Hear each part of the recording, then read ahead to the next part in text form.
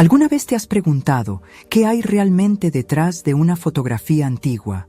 No estamos hablando de papel y tinta, ni de recuerdos congelados en el tiempo. Estamos hablando de algo más profundo, algo que no se puede explicar con palabras sencillas, algo que sientes cuando miras a los ojos de alguien que ya no respira, pero que aún te observa, inmóvil, silencioso, eterno. Hay fotos que parecen emanar una presencia, un frío que recorre la espina dorsal, un susurro inaudible en un rincón de la habitación. ¿Y si te dijéramos que eso no es imaginación? Que ciertas imágenes contienen, de hecho, fragmentos del alma. Carl Jung, sumergido en las aguas del inconsciente colectivo, advertía sobre el poder simbólico de los objetos. ¿Y si tuviera razón? ¿Y si esas fotos no fueran solo recuerdos sino portales? Conexiones invisibles entre el mundo de los vivos y el otro lado. Muchos lo ignoran.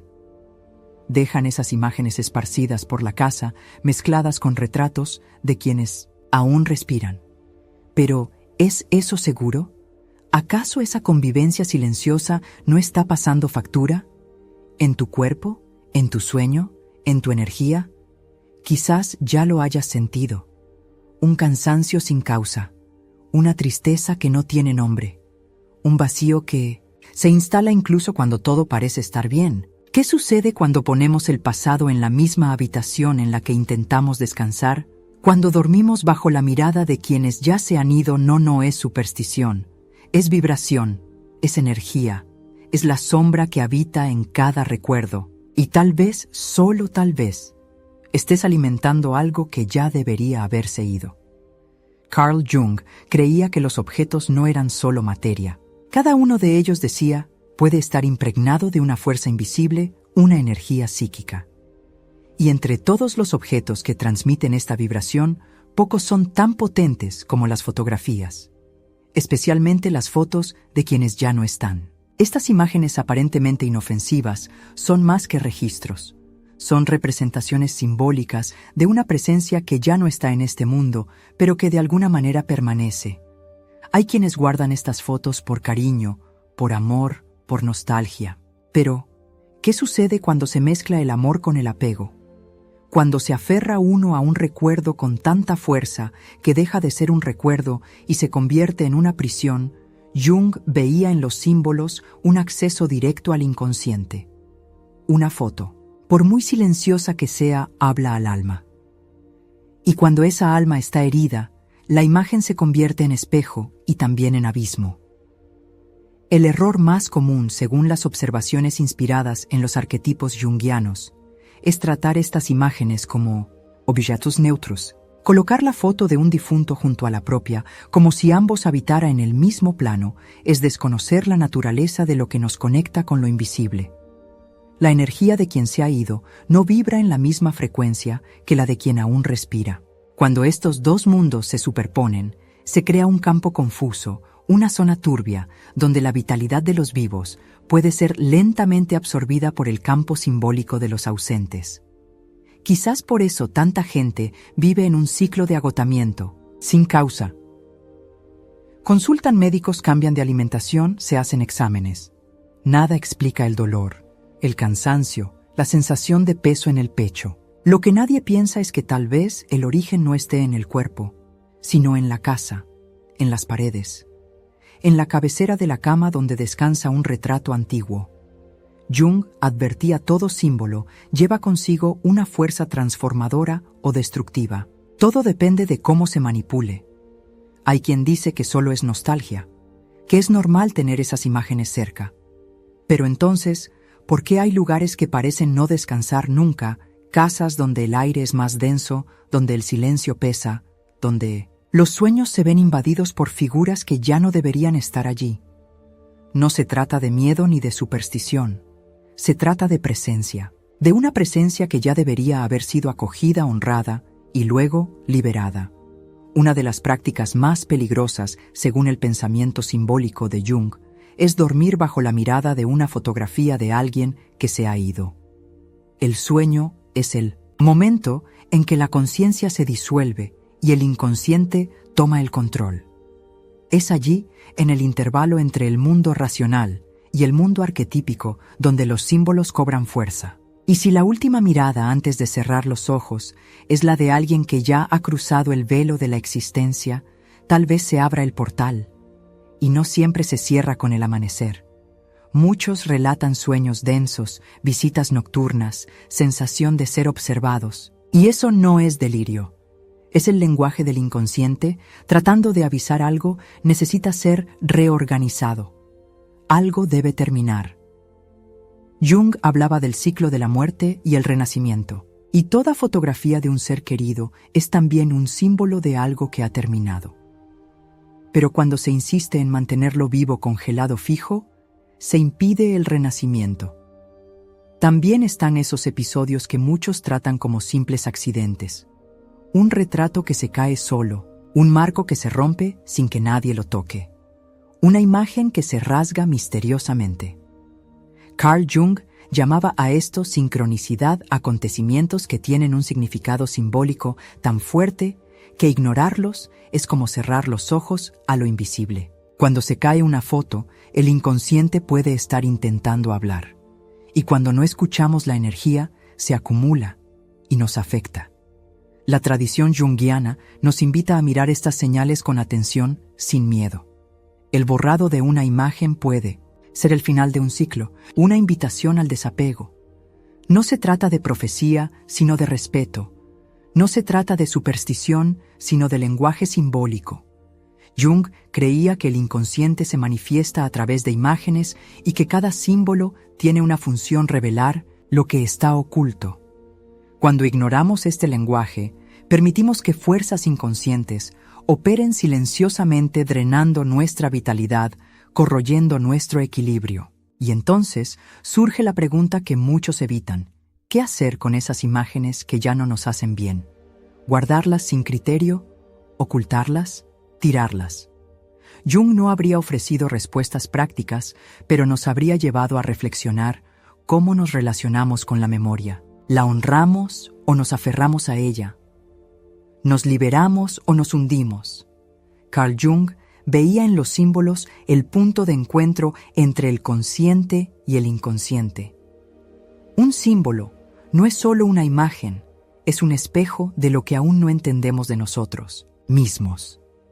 Cuando una fotografía lleva consigo la ausencia de alguien a quien amamos, se convierte en un símbolo de duelo, de añoranza, de conexión, pero también de estancamiento. Porque el amor que no se libera se convierte en peso. Y cuando ese amor descansa en un objeto mal colocado, el peso se extiende por la casa como una niebla invisible. Hay hogares que se convierten en mausoleos sin darse cuenta. Casas donde el pasado nunca se ha ido, donde cada pared sostiene rostros que ya no existen pero que aún observan cada paso de los que se quedaron. Y esas presencias, aunque silenciosas, moldean el presente. Jung decía que lo que no se integra regresa. Regresa en forma de síntomas, de angustia, de fatiga, de conflictos sin nombre. Cuando no comprendemos el poder que ciertos objetos tienen sobre nosotros, vivimos bajo su influencia como marionetas de lo invisible. Imagina una familia que por amor decide dejar un gran retrato de su abuelo fallecido en el centro de la sala. Con el tiempo la casa parece más silenciosa, más fría. Las conversaciones disminuyen, las risas desaparecen, y nadie sabe por qué. No ha habido peleas, no ha habido tragedias, pero algo ha cambiado. Este es el tipo de cambio que Jung atribuía a la energía psíquica, una sutil vibración que impregna el ambiente y afecta al estado de ánimo, la vitalidad e incluso el destino de quienes viven allí. Y todo comienza con un retrato que no debería estar allí. Dormir bajo la mirada de un muerto es como intentar descansar en un campo de batalla invisible. El sueño se vuelve ligero, frágil, poblado de sombras. Algunos se despiertan agotados, otros comienzan a tener pesadillas recurrentes. Hay quienes dicen que sueñan con los que se han ido, como si esa persona aún estuviera viva, pidiendo algo, intentando hablar, llamándolos a algún lugar. Jung interpretaría estos sueños no como simples recuerdos, sino como manifestaciones de Un inconsciente perturbado por símbolos mal posicionados. El error no está en recordar. El error está en permanecer atado a la imagen como si fuera el propio ser amado. Pero una imagen es solo lo que queda. Es la concha. Y cuando nos aferramos a la concha impedimos que el alma siga su camino e impedimos que la nuestra también avance. ¿Cuántos viven en una constante repetición emocional? ¿Cuántos sienten una tristeza que no pasa sin saber que parte de esa tristeza proviene de una fotografía olvidada sobre un mueble mirando día y noche al mismo punto? Y cuando una foto se rompe, cuando se cae sola, cuando una grieta la atraviesa como si el tiempo decidiera rasgar el recuerdo, Jung no lo vería como un accidente.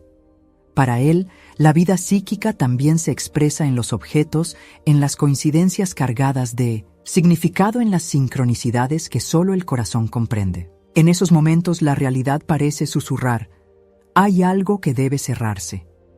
Ignorar ese susurro es negar al alma su proceso de curación. Muchos se preguntan, ¿qué hacer con esas imágenes? Tirarlas parece cruel. Guardarlas junto con las de los vivos parece inofensivo, pero no lo es. La respuesta para Jung siempre estaría en el ritual, en la conciencia, en el simbolismo. La acción externa debe reflejar una intención interna. Si hay algo que cerrar, que se cierre con respeto.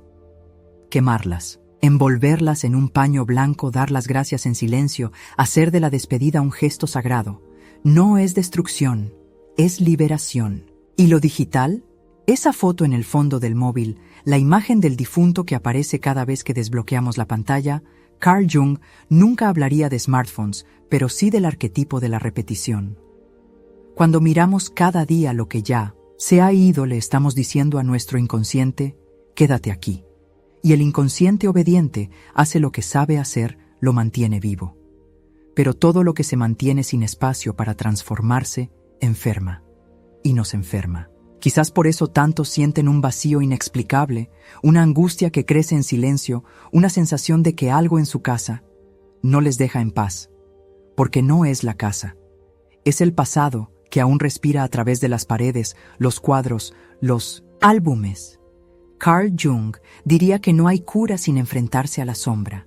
Y la sombra a menudo está ahí mirándote, desde un marco polvoriento. Pero hay un camino, un altar, un rincón de la casa reservado a la memoria, con flores, con luz, con intención. Un espacio de honor y no de confusión. Un lugar donde el recuerdo no se mezcla con la vida cotidiana, donde el símbolo deja de ser una prisión y se convierte en un puente. Esa es la diferencia entre recordar con amor y vivir con el pasado colgado del cuello. Jung enseñaba: el alma necesita espacio para moverse. Y no hay movimiento donde todo permanece fijo. ¿Alguna vez has mirado a tu alrededor y te has preguntado cuántas de esas imágenes todavía tienen sentido donde están? ¿Cuántas transmiten gratitud? ¿Y cuántas se han convertido en anclas silenciosas? ¿Qué te está tratando de decir tu casa? Si este contenido te ha emocionado de alguna manera, si te ha traído algún recuerdo, si alguna imagen te ha venido a la mente mientras lo escuchabas, compártelo en los comentarios. Quizás no estés solo. Quizás sea hora de reorganizar no solo las fotos, sino también lo que aún guardan dentro de ti. Carl Jung decía que lo que negamos en nosotros mismos se convierte en nuestro destino. Y tal vez sin saberlo, estamos creando destinos silenciosos dentro de nuestros propios hogares al rodearnos de símbolos que ya no nos pertenecen. Fotografías antiguas, muebles heredados, ropa guardada con dolor. Todos estos objetos mantienen un hilo invisible atado al pasado, y el pasado, cuando no se transforma, se convierte en una prisión. Piensa en una silla vacía que nunca más se ha vuelto a usar porque era el lugar de alguien que se fue. Un armario con ropa que no se ha donado porque parece llevar un perfume que el alma aún quiere sentir. Un cajón con cartas que no se han leído desde el funeral, pero que siguen ahí como si el tiempo pudiera detenerse.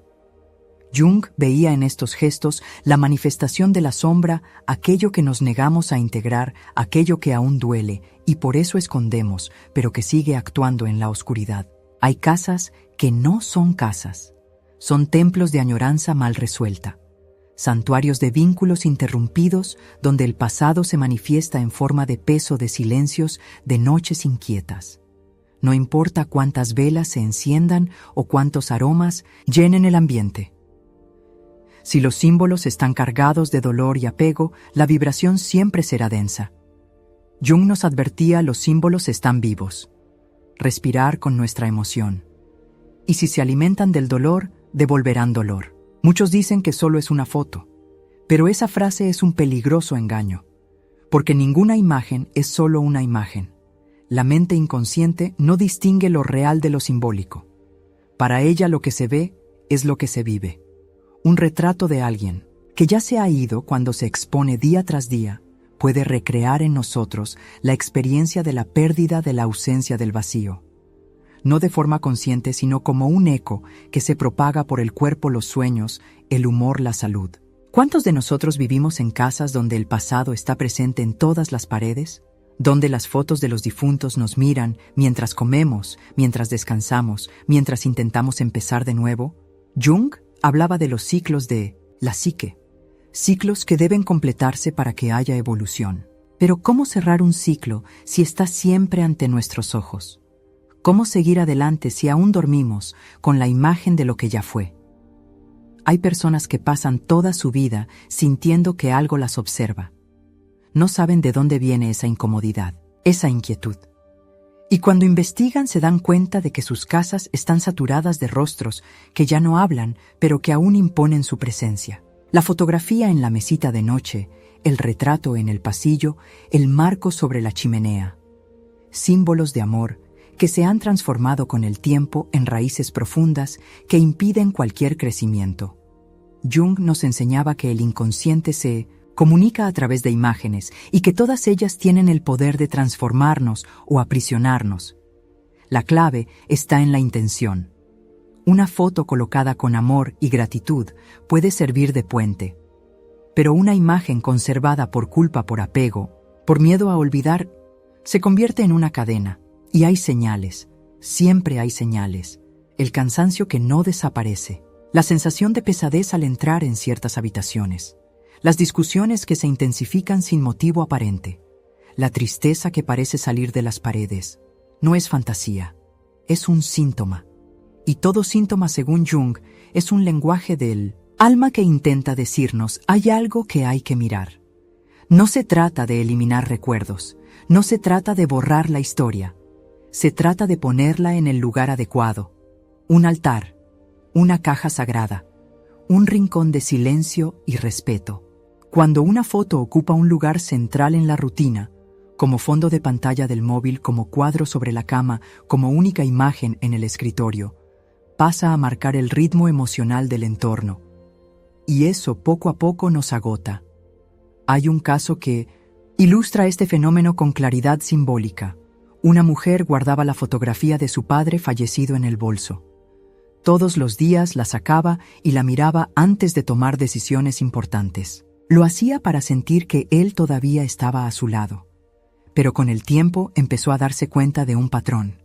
Sus decisiones estaban marcadas por el miedo, la vacilación, un deseo inconsciente de complacer a alguien que ya no estaba allí. Jung lo llamaría lealtad invisible, un vínculo no cerrado que se convierte en un freno interno. Cuando finalmente decidió guardar la foto en un altar discreto en su casa, lejos de la vista, pero presente en su intención, dijo que se sintió más ligera, como si pudiera respirar de nuevo con autonomía, como si la presencia de su padre dejara de ser un peso y se convirtiera en inspiración.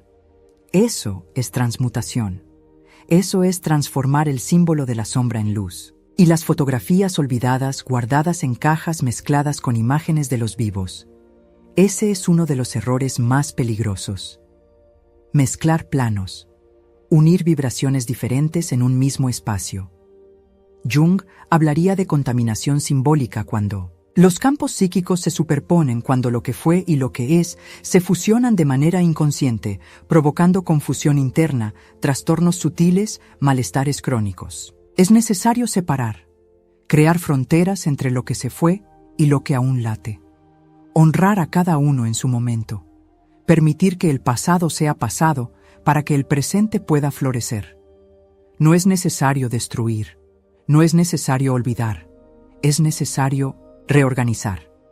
Revisar la relación que tenemos con los objetos que simbolizan la ausencia. Porque mientras el símbolo esté fuera de lugar, nuestra energía también lo estará.